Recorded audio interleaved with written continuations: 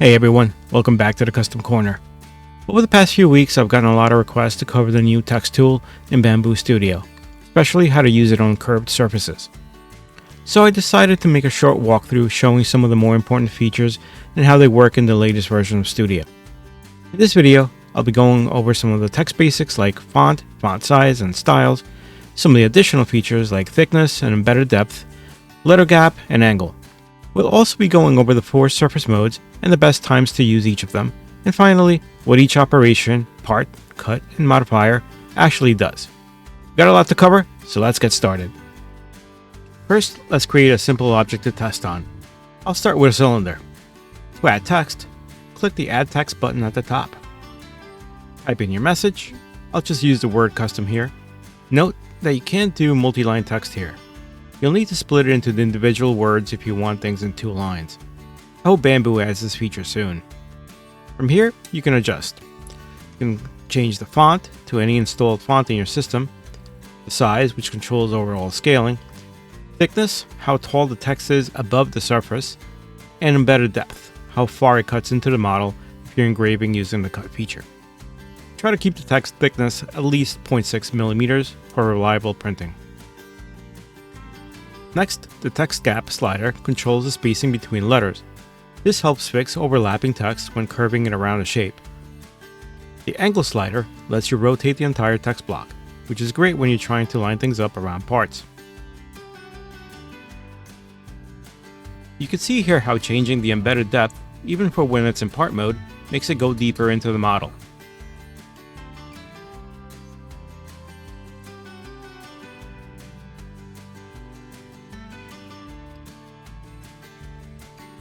Increasing the text gap adds spacing between letters. This lets you spread out the letters or make them closer to each other depending on what you need.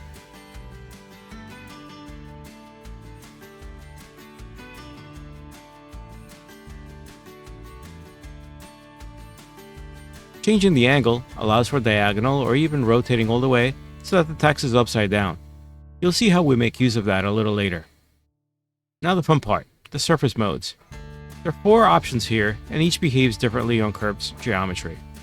Not Surround is the default flat mode, best for planar faces or straight surfaces. Surround surface is the one that wraps text smoothly along the curved surface, like the cylinder. You'll see the letters tilt slightly to follow the curve's normal direction. It's perfect for things like coasters and mugs. I'll skip Surround plus Horizontal for now and show you that one a little later on a different object. Surround projection by character projects each letter individually onto the surface. It's the best option when you're working on complex or uneven shapes, like domes or textured objects. We'll do a quick slice here to see how things look when they're ready to be printed. You can see how the text is protruding out of the cylinder. That's because in part mode, we're creating a text part that we manipulate individually. Let's switch over to cut mode. You can now see our shape is inside the cylinder. That's because it's going to act as a boolean cut operation using the shape of the text object as the cut tool. If we pop over to the print preview, we'll see that it's carved out the shape of the text out of the cylinder.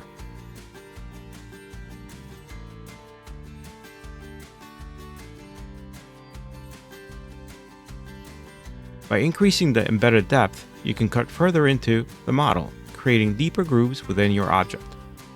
This can have drawbacks if you go too deep, however, since you'll end up creating overhangs that will require supports. I recommend staying on the lower side. Sometimes less is more, and the subtle effect here will go a long way. A quick preview here shows us that even a small amount of depth will create the effect that we want.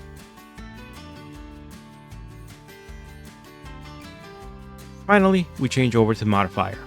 This mode allows you to apply special print settings inside the text area, like infill density or surface texture. Let's go ahead and change this text object to have the fuzzy skin mode. After a quick slice, we can see our fuzzy skin being applied to the area where the text intersected our model. You can also see it apply the color, which is also another way to quote-unquote engrave something. Now let's talk about surface plus horizontal. To demonstrate this feature, we need to have a different shape than the cylinder. Let's create a cone and I'll show you what I mean. Right click, add primitive, and choose cone. Let's move it to the side here, change color, and click on our text menu. Let's type our word here, and if you look at the way that the text is placed on the cone, you can see that the text is applied with a projection that makes the text look awful. Changing to surround projection by a character doesn't really help in this situation. That's why surround plus horizontal was created, to allow the word to wrap around a tapered object and remain horizontal. This is useful for adding text to objects at locations where there is a taper, like a bottle or traffic cone. Okay, so let's take a look at a real-world example here. Let's say I'm looking to monogram this container. It has a wavy surface that's irregular, and whatever text I will want to place here is going to be influenced by more than one curve. This means that the text will end up with characters potentially pointing in bad directions. Let's see how it looks after typing the word in. Yeah, that doesn't look very good, does it? There's an easy fix here though, which is to change the mode to surround projection by character. This will embed each character into the curve, keep the text aligned with itself. Now that we got that fixed, all we need to do is tweak some of the other properties to make the text look exactly like how we want it to. Notice that when I move this down, the name continues to try to conform to the curves. This is pretty nifty to see in real time. You can see how it snaps back to what it should be when you let go of the mouse. Also, since this is actually a cover for a toothbrush container, the top is being printed at the bottom, so we need to rotate our text so that when the container is fit over the toothbrush, the name will be oriented correctly. We'll slice it to check the end result. And that looks good to me, so I think we can move on. For our last example here, you can see that we're going to be dealing with a very tough situation. This is part of a pen, and I want to monogram it. Each of these hexagons contained angled faces within each indentation. That's going to be even worse than the last example with the curves. Let's see what happens when we try to add some text. We'll first size it up and orient it the right way.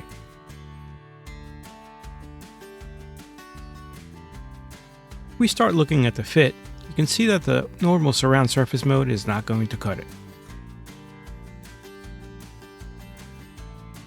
Will changing the mode to surround projection by character help us here? No, it does not. In fact, I don't even understand what's happening here with the duplicated letter showing up on the other side. It seems we need another solution. In extreme cases like this, we need to get creative. Let's delete the text and create a cube next to the pen.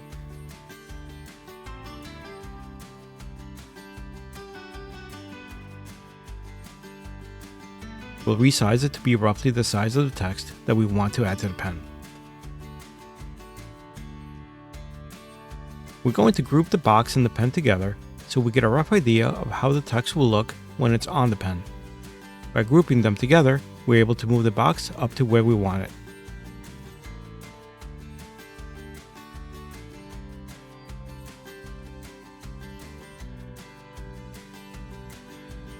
Now let's move the box so that only a little bit of it sticks out. That's the surface that we're going to be putting our text into.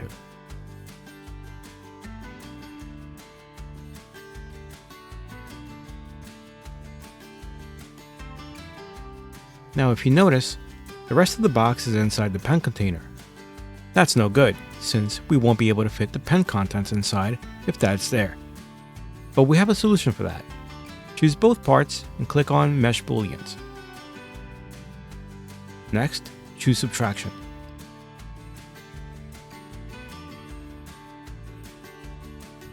For the Subtract From, choose the box, and for the Subtract With, choose the pen. Now click Subtraction. To learn more about Booleans and how to use them properly, I'll put a link up to one of my recent videos on how to master Mesh Booleans in Bambu Studio. After the operation is done, we will end up with the cube being cut into two parts. What we need to do now is separate everything. This will allow us to split the cube into two separate parts so that we can delete the inside portion. First, split the group that has the pen in the cube. Then right-click on the cube and pick Split to Objects. Then we simply delete the part we don't need.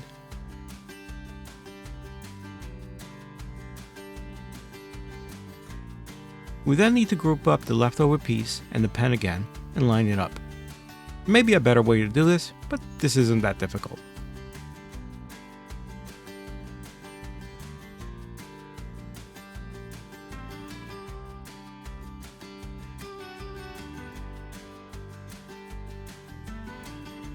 Once we have that done, we can get going on our text. Click on the text tool and write the name. Make sure it's oriented the right way. You may need to make a few adjustments to the text and to the surface container as well, to make sure everything fits properly.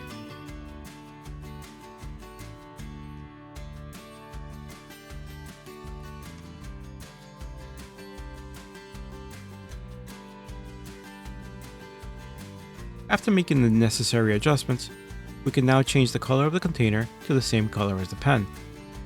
We then change the text color, and once you have everything done, everything will look right and make it seem like the text is directly on the pen itself. And that wraps it up. I hope you got something out of this refresher of the text tool.